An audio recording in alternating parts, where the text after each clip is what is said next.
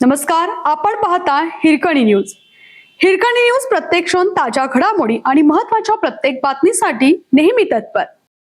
उसाच्या शेतात गांजाची लागवड, बालेवाडीतील शेतकऱ्यावर गुन्हा.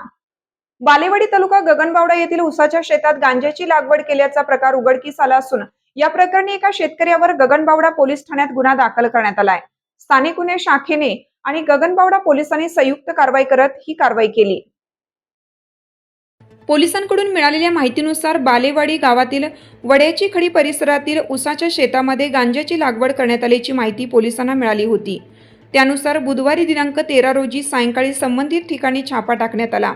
या कारवाई दरम्यान अंदाजे 1 किलो 290 ग्राम वजनाची हिरव्या रंगाची गांजेची रोपे, ओलसर पाणी व देठ असा मुद्देमाल जप्त करण्यात आला. जप्त केलेल्या मुद्देमालाची किंमत सुमारे 12,900 रुपये असल्याचे पोलिसांनी सांगितले. या प्रकरणी संशयित प्रकाश बाळू जाधव वय 39 राहणार बालेवाडी तालुका गगनबावडा याच्या विरोधात गुन्हा दाखल करण्यात आला आहे. आपल्या हिरकणी न्यूज चॅनलला लाईक करा, शेअर करा आणि सबस्क्राईब करायला विसरू नका आणि रहा अपडेट.